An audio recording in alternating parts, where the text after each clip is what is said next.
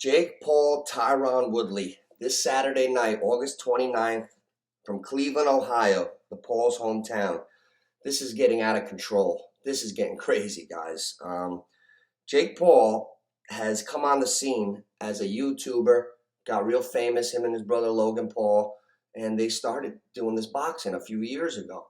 And now everybody knows what's going on. If you haven't, you've been living under a rock.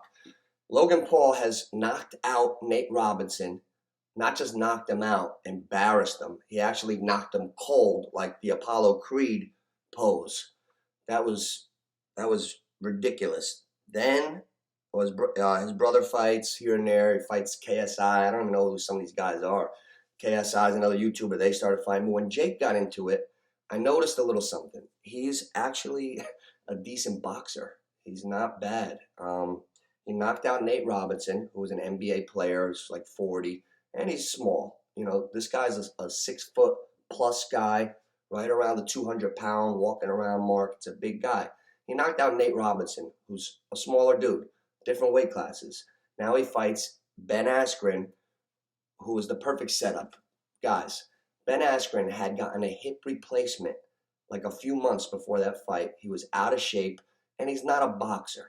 He was an Olympic wrestler, but Ben Askren was never known for his hands. And it's the martial arts are different. They're different categories. Like, I get a kick at all these guys that were with MMA like right in the beginning, because they got words for people that come over from boxing or somewhere else, like, oh, the casuals. Like, we don't know shit. It's not rocket science, okay? First of all, I have news for Joe Rogan and all these guys here, the casuals. I love that word. First of all, the reason UFC is so big now is because all of us boxing guys started to respect it and came over, and it doesn't just happen overnight. So, like, I love the UFC now, but in the 2000s, not as much. Then when Jon Jones came on the scene 10 years ago, that's when I really started picking it up more. And then by 2015 with Conor and all those guys, more. And then I didn't even realize that Masvidal was Masvidal. I remember the Kimbo videos, and I'm watching a fight in 2019, and George Masvidal is in the ring with Darren Till, but I was so fixated on Darren Till because he was a rising star, big boy from England, southpaw, about 6'2", rangy, walks around 200 plus, was fighting 170. So he's fighting this Masvidal. He had the beard and the long hair, and it was the guy from the Kimbo videos. And when Masvidal knocked out Darren Till with that like switch and boom with the hook, it was crazy. And then, you know, like the past 10 years is when UFC exploded, and a lot of the boxing fans came all the way over because it did get regulated a lot, and it's a beautiful sport with boxing, wrestling, Muay Thai, Jiu-Jitsu. So there's all different aspects. So Logan Paul as a boxer, so. His brother Jake, I got to give him 2 thumbs up for now. I think Jake Paul is testing himself, and we have to respect that about him. He's fighting Tyron Woodley, okay? That's the opponent now. Tyron Woodley, UFC former champion. He's got little outs in his back pocket, Jake Paul. He is 40, but he has knockout power. Came up as a wrestler, but obviously throughout his UFC career became one hell of a striker and a dangerous one. Woodley has KO power. Jake Paul can negate that by keeping distance and range and clinching when he's in trouble. You always got to use the other guy, and it's much safer if he was fighting a UFC MMA fight against Woodley. But Jake Paul has definitely a chance. I would not just say that Tyron Woodley's going to knock him out. He is going to go for it. If Tyron Woodley doesn't knock Jake Paul out in the first 2 rounds, he's not gonna. He ain't gonna. So that's what we got to look for. Tyron Woodley has been finished. He's been stopped his last 3 or 4 fights. He's out of the UFC. His career's over. This is a money grab for him, which is a good one because his name is still relevant enough.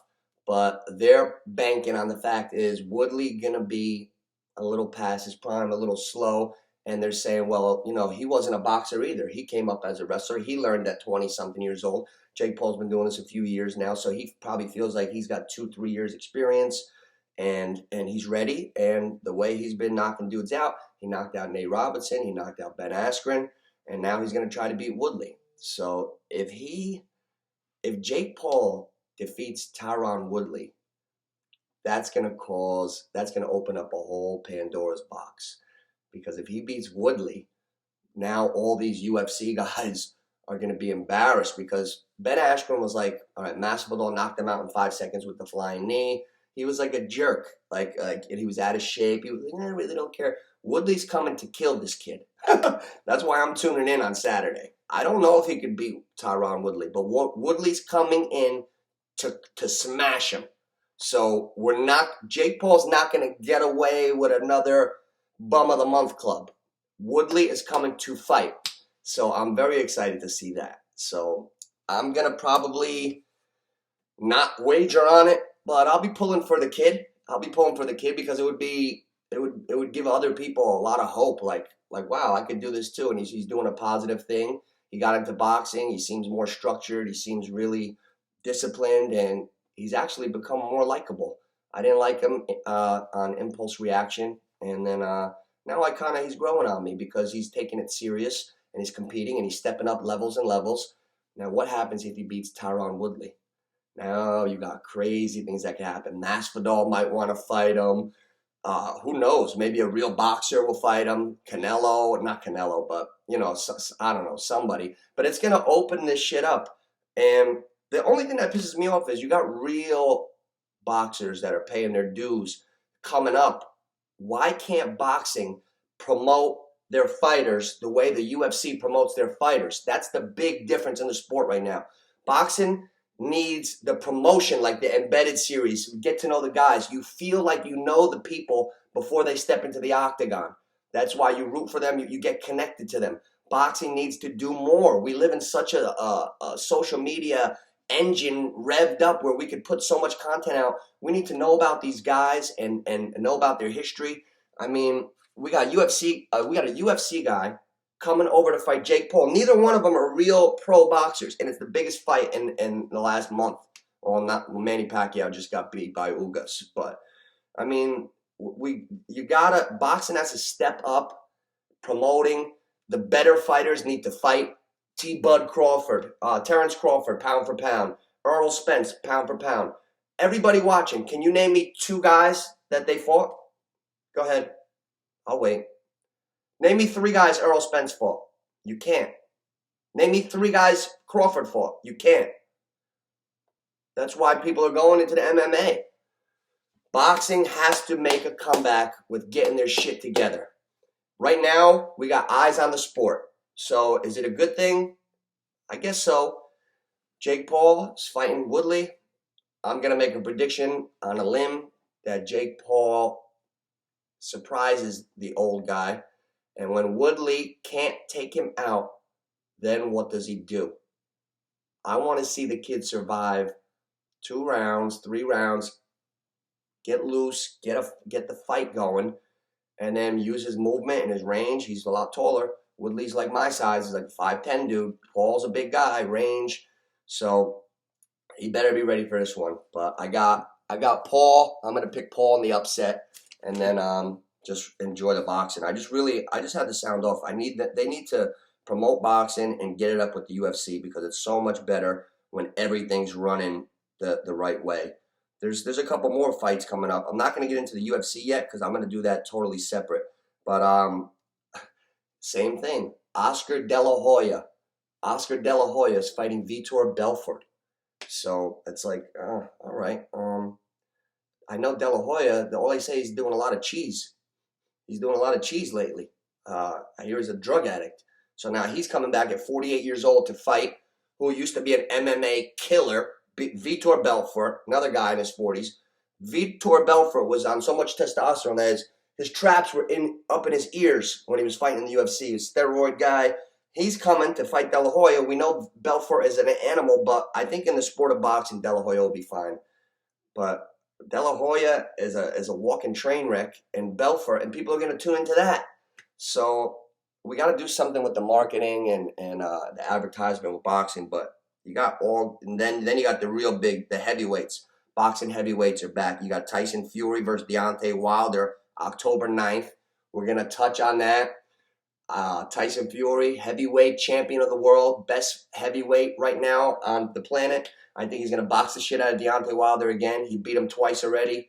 Unless, anybody can land that home run punch, but that's what Deontay Wilder would need to beat Tyson Fury, the home run. He's not going to beat Fury boxing. And then Joshua's fighting again. He's fighting Usyk, so hopefully he wins so we could see Fury and Joshua by early 2021. But right now, I'm just going to keep the eyeballs on this Saturday. We got Jake Paul, Tyron Woodley. And if Paul wins, I hope he wins because it will open up the box for more crazy stuff. If Tyron Woodley knocks him out, starches him, maybe it's the end of this. We don't know how this is going to end. So we'll see. But I'm keeping these light. I just want to let you guys know about the fight. We got fights this weekend. I don't even know who's on the undercard, but I'm definitely going to tune into Paul Woodley because my curiosity will get the best of me. I can't miss that.